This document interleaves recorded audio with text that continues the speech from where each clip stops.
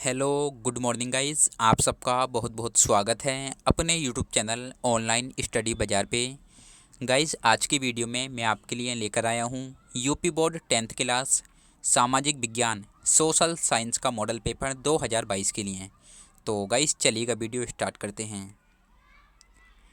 ये जो model paper है आपका यूपी बोर्ड 10th क्लास सामाजिक विज्ञान, ठीक है, यूपी बोर्ड 10th क्लास सामाजिक विज्ञान सोशल साइंस का मॉडल पेपर है 2022 का। और इसके अंदर जो टोटल पेज हैं वो हैं 12। पेपर का पूर्णांक है आपका 70 नंबर। पेपर का टाइम है 3 घंटा 15 मिनट, ठीक है। और यहाँ पे देख सकते हैं आप लोग, ये जो पेपर है आपका 2 खंडों में डिवाइड है, ठीक है। खंड क में और खंड ख में। खंड क रहेगा आपका 35 का और खंड ख भी रहेगा आपका 35 का, ठीक है।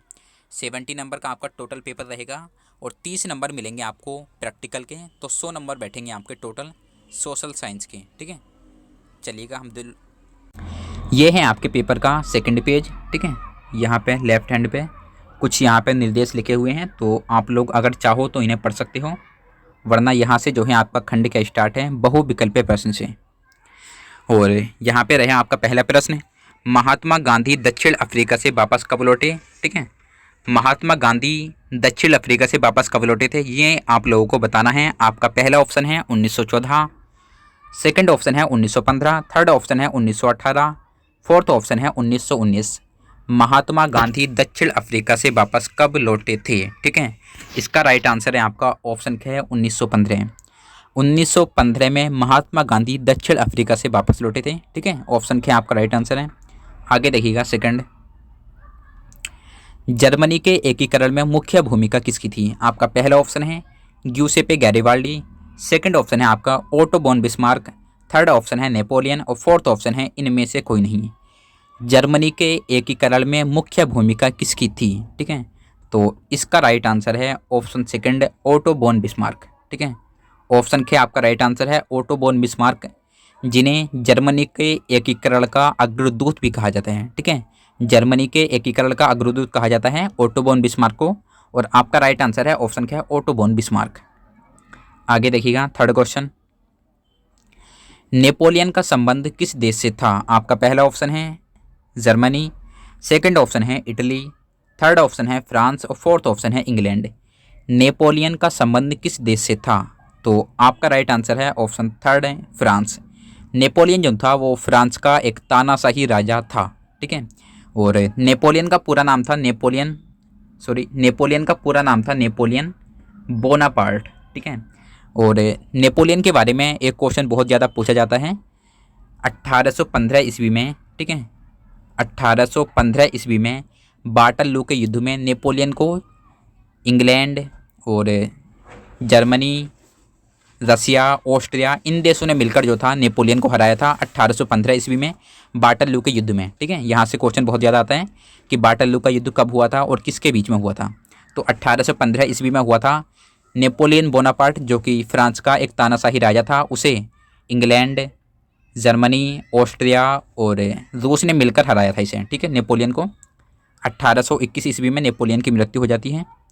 आगे देखते हैं हम चौथा क्वेश्चन। यहाँ से आपका चौथा पेज स्टार्ट है और चौथा क्वेश्चन भी आपका ये रहा स्क्रीन पर। सविनय अवज्ञा आंदोलन में महात्मा गांधी ने नमक को अत्यधिक महत्व क्यों दिया। आपका पहला ऑप्शन है नमक का प्रयोग अमीर गरीब सभी करते थे, सेकंड ऑप्शन है यह भोजन का अभिन्न हिस्सा था, थर्ड ऑप्शन है नमक तैयार करने पर सरकार का एकाधिकार था और फोर्थ ऑप्शन है इनमें से सभी, ठीक है। सविनय अवज्ञा आंदोलन में महात्मा गांधी ने नमक को अत्यधिक महत्व क्यों दिया था, तो इसका राइट आंसर है इनमें से सभी, ठीक है। नमक का प्रयोग अमीर गरीब सभी करते थे, ये बिल्कुल करेक्ट बात है, ठीक है। कोई भी हो, अमीर हो गरीब हो, सभी उस टाइम पे नमक का प्रयोग करते थे और आज भी सभी करते हैं। यह भोजन का अभिन्न हिस्सा था, तो बिल्कुल सही बात है। नमक के बिना जो है भोजन कहीं ना कहीं अधूरा है, ठीक है। तो उस टाइम भी नमक भोजन का अभिन्न हिस्सा था और वर्तमान टाइम में भी, ठीक है। नमक तैयार करने पर सरकार का एकाधिकार था, तो ये बात भी बिल्कुल करेक्ट है। तो तीनों ऑप्शन आपके सही हैं, तो ऑप्शन फोर्थ हो जाएगा आपका इनमें से सभी। आगे देखिएगा पांचवा, निम्नलिखित में से कौन सा संघीय राज्य है। चार ऑप्शन है यहाँ पे आपके, तो चारों में से बताना है आपको कि आपका कौन सा संघीय राज्य है। आपका पहला ऑप्शन है मणिपुर, सेकंड ऑप्शन है हिमाचल प्रदेश, थर्ड ऑप्शन है अरुणाचल प्रदेश, फोर्थ ऑप्शन है दिल्ली। कौन सा संघीय राज्य है? तो इसमें आपका राइट आंसर है दिल्ली। ठीक है, संघीय राज्य मतलब केंद्र शासित प्रदेश, तो दिल्ली आपका राइट आंसर है। आगे देखिएगा छठा, नेपाल में लोकतंत्र की स्थापना कब हुई? नेपाल में लोकतंत्र की स्थापना कब हुई? आपका पहला ऑप्शन है 2005 में, सेकंड ऑप्शन है 2006 में, थर्ड ऑप्शन है 2008 में और फोर्थ ऑप्शन है 2015 में। ठीक है, तो नेपाल में लोकतंत्र की स्थापना हुई थी 2006 में, आपका ऑप्शन क्या राइट आंसर है। आगे देखिएगा, यहाँ से जो है आपके अति लघु उत्तरीय प्रश्न हैं। ठीक है, 7वें से, और 5वां पेज भी आपका यहीं से है, और 7वां क्वेश्चन आपका ये रहा अति लघु उत्तरीय प्रश्न, और ये जो है आपके 2-2 नंबर के हैं। ठीक है, ओटो बोन बिस्मार्क को जर्मनी के एकीकरण का जनक क्यों कहा जाता है? इसके 2 कारण लिखिए।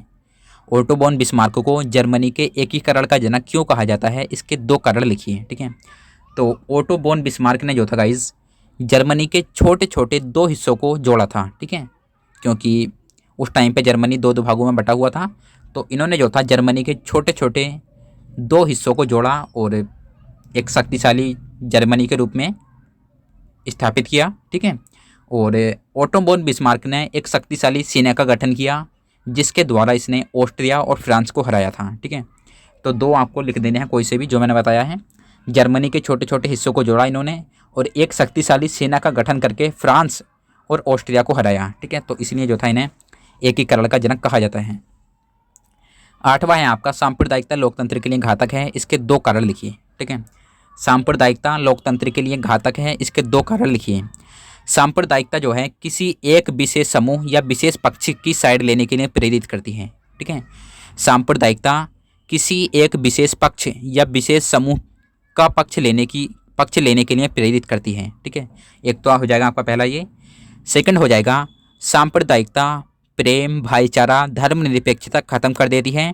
यह दंगा, घृणा और कट्टरता को बढ़ावा देती है। ठीक है, 2 हो जाएंगे आपके।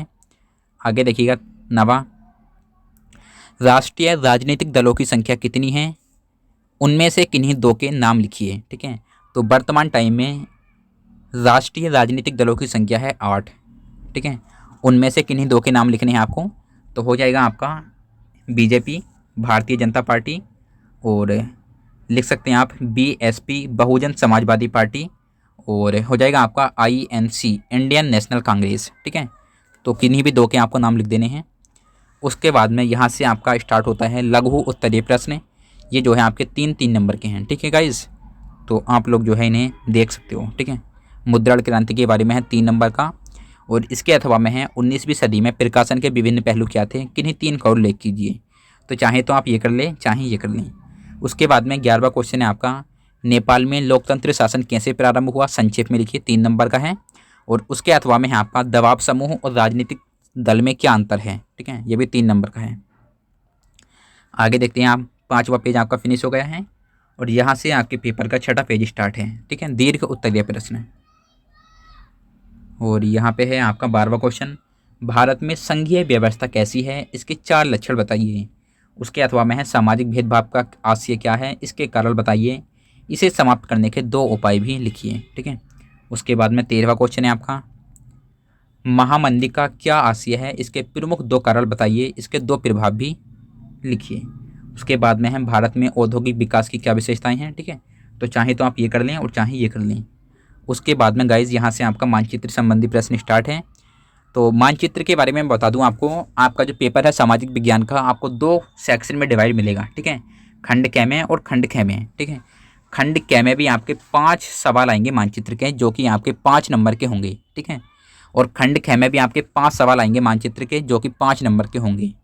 तो खंड क के जो सवाल हैं आपके मानचित्र के वो ये रहे। 14वें क्वेश्चन में, वह स्थान जहां महात्मा गांधी ने सविनय अवज्ञा आंदोलन प्रारंभ किया था।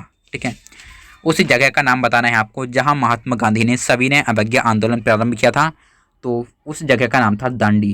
ठीक है, दांडी गुजरात से महात्मा गांधी ने जो था सविनय अवज्ञा आंदोलन प्रारंभ किया था। ठीक है, और यहाँ पे देखो लिखा हुआ है, इसे पढ़ लीजिएगा आप पहले सही से। निम्नलिखित स्थानों को भारत के दिए गए रेखा मानचित्र में चिन्ह द्वारा नाम सहित दर्शाइए। सही नाम तथा सही अंकन के लिए आधा और आधा अंक निर्धारित है। ठीक है, इसका मतलब यह है आपका जैसे क्वेश्चन है 14वां, ये वह स्थान जहां महात्मा गांधी ने सविनय अवज्ञा आंदोलन प्रारंभ किया था। ठीक है, तो आधा नंबर मिलेगा आपको इसका नाम लिखने का। ठीक है, कहाँ से किया था? दांडी गुजरात से। दांडी गुजरात जो है आपको अपनी कॉपी पे लिखना है 14वें क्वेश्चन के पहले में, और उसके बाद में दांडी गुजरात को जो है आपको वहाँ पे एग्जाम हॉल में एक मैप मिलेगा, मानचित्र मिलेगा, उसमें आपको ये प्लेस दर्शाना है दांडी गुजरात। ठीक है, और उसके बाद में है आपका सेकंड वह स्थान। ठीक है, वह स्थान जहाँ 1927 में कांग्रेस अधिवेशन हुआ था, तो ये हुआ था आपका मद्रास में। ठीक है, 1927 में जो कांग्रेस का अधिवेशन हुआ था वो हुआ था मद्रास में। आगे देखिएगा थर्ड, वह स्थान जहां कांग्रेस का सितंबर 1920 में अधिवेशन हुआ था, तो ये हुआ था आपका कोलकाता में। ठीक है, ध्यान रखना है कोलकाता में। आगे देखिएगा, वह स्थान जहां असहयोग आंदोलन का कार्यक्रम स्वीकार किया गया था, तो ये किया गया था आपका 1920 में। ठीक है, 1920 में, और आई थिंक नागपुर में किया गया था ये। ठीक है, वह स्थान जहां असहयोग आंदोलन का कार्यक्रम स्वीकार किया गया था, तो ये किया गया था गाइस नागपुर में। आगे देखिएगा पांचवा, वह स्थान जहां जलियांवाला बाग की घटना घटी, तो ये हुआ था आपका अमृतसर में। ठीक है, जलियांवाला बाग की घटना अमृतसर में हुई थी 13 अप्रैल 1919 को, और अमृतसर जो है पंजाब में है। ठीक है, भारत का जो राज्य है पंजाब, वहाँ पे अमृतसर है। आगे देखिएगा, ये भी आपका मानचित्र वाला प्रश्न है, बट आपको जो है ये स्किप कर देना है क्योंकि ये जो है दृष्टिबाधित छात्रों के लिए हैं। ठीक है, आपको इसे सोल्व नहीं करना है। आगे देखते हैं हम 8वां पेज। यहाँ पे आपका कुछ और क्वेश्चन है। ठीक है, दृष्टिबाधित छात्रों वाला, और यहाँ से नीचे से आपका खंड का स्टार्ट है, यहाँ से। ठीक है, खंड के आपका फिनिश हो गया है 35 नंबर का, और यहाँ से आपका खंड का स्टार्ट है। निम्नलिखित में से कौन से दो दूरस्थ स्थित स्थान पूर्व पश्चिमी गलियारा द्वारा आपस में जुड़ते हैं? कौन से दो दूरस्थ स्थित स्थान पूर्व पश्चिमी गलियारा द्वारा आपस में जुड़ते हैं, ये आपको बताना है। आपका पहला ऑप्शन है मुंबई नागपुर, सेकंड ऑप्शन है सिलचर पोरबंदर, थर्ड ऑप्शन है मुंबई कोलकाता, और फोर्थ ऑप्शन है नागपुर हैदराबाद। कौन से दो दूरस्थ स्थित स्थान पूर्व पश्चिमी गलियारा द्वारा आपस में जुड़ते हैं, तो उसका राइट आंसर है आपका ऑप्शन सेकंड, सिलचर पोरबंदर। ठीक है, सिलचर पोरबंदर पूर्व पश्चिमी गलियारा द्वारा आपस में जुड़ते हैं। ऑप्शन खे आपका राइट आंसर है। आगे देखिएगा 16वां क्वेश्चन, निम्नलिखित में से किस वर्ष महात्मा गांधी राष्ट्रीय ग्रामीण रोजगार गारंटी एक्ट चलाई गई? आपका पहला ऑप्शन है 2008, सेकंड ऑप्शन है 2010, थर्ड ऑप्शन है 2005, और फोर्थ ऑप्शन है 2000। किस वर्ष महात्मा गांधी राष्ट्रीय ग्रामीण रोजगार गारंटी एक्ट चलाई गई? तो इसका राइट आंसर है आपका ऑप्शन गया 2005। 2005 में महात्मा गांधी राष्ट्रीय ग्रामीण रोजगार गारंटी एक्ट चलाई गई थी। उसके बाद में देखते हैं गाइज हम आगे 9वां पेज। ठीक है, यहाँ से 9वां पेज स्टार्ट है आपका, और ये रहा आपका 17वां क्वेश्चन, सलाल बांध किस नदी पर है? आपका पहला ऑप्शन है महानदी, सेकंड ऑप्शन है चिनाब नदी, थर्ड ऑप्शन है सतलज नदी, और फोर्थ ऑप्शन है कृष्णा नदी। सलाल बांध किस नदी पर है? ठीक है, तो इसका राइट आंसर है आपका ऑप्शन सेकंड, चिनाब नदी। ठीक है, चिनाब नदी पर जो है आपका सलाल बांध स्थित है, और सलाल बांध जो है वो है आपका जम्मू कश्मीर में, ध्यान रखना है ये भी आपको। उसके बाद में है आपका 18वां क्वेश्चन, भारत में पवन ऊर्जा का विशाल केंद्र कहाँ स्थित है? आपका पहला ऑप्शन है उत्तराखंड, सेकंड ऑप्शन है तमिलनाडु, थर्ड ऑप्शन है हिमाचल प्रदेश, फोर्थ ऑप्शन है राजस्थान। भारत में पवन ऊर्जा का विशाल केंद्र कहाँ स्थित है? तो इसमें आपका राइट आंसर है ऑप्शन सेकंड, तमिलनाडु। ठीक है, भारत में पवन ऊर्जा का विशाल केंद्र तमिलनाडु में स्थित है। आगे देखिएगा 19वां क्वेश्चन, सुंदरबन राष्ट्रीय पार्क किस राज्य में स्थित है? आपका पहला ऑप्शन है असम, सेकंड ऑप्शन है उड़ीसा, थर्ड ऑप्शन है बंगाल, और फोर्थ ऑप्शन है मध्य प्रदेश।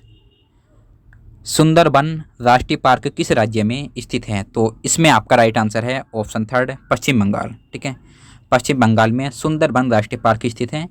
और इससे संबंधित एक क्वेश्चन और पूछा जाता है आपका, काजीरंगा राष्ट्रीय पार्क कहाँ पर स्थित है? ठीक है, काजीरंगा राष्ट्रीय पार्क या काजीरंगा राष्ट्रीय उद्यान कहाँ स्थित है?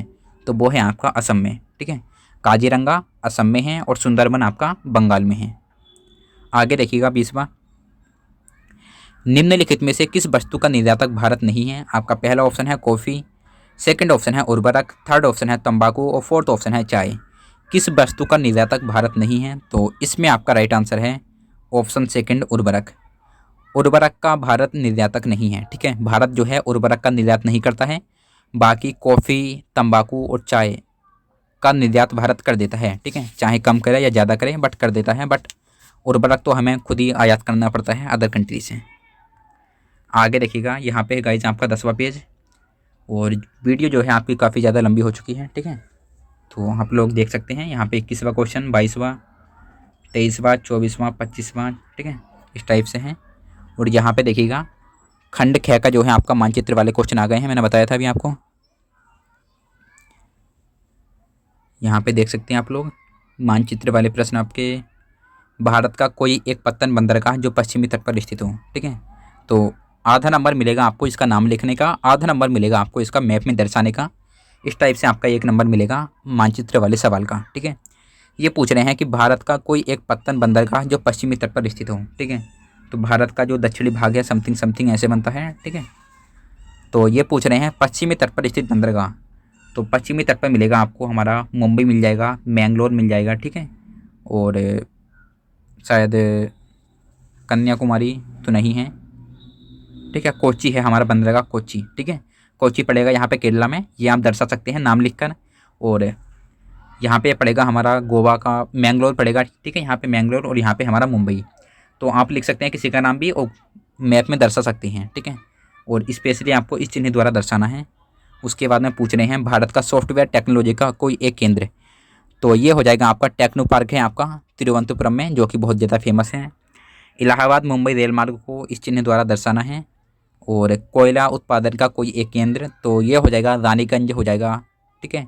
धनबाद झारखंड में जो है बहुत ज़्यादा फेमस है। डल झील इस चिन्ह द्वारा दर्शाइए। डल झील आपकी जो है जम्मू कश्मीर में है, ठीक है। तो इसे दर्शा सकते हैं आप। और ये जो है आपके दृष्टिबाधित छात्रों के लिए हैं, तो इसको जो है आपको कुछ नहीं कहना है, ठीक है, इसे नीचे करना। तो गाइज बस इतना ही था पेपर में आपके। आई होप आप लोगों को वीडियो अच्छी लगी होगी। वीडियो अच्छी लगी हो तो प्लीज़ लाइक कीजिएगा। चैनल को आप लोगों ने सब्सक्राइब नहीं किया तो सब्सक्राइब कीजिएगा गाइज। बस बाय बाय, टाटा।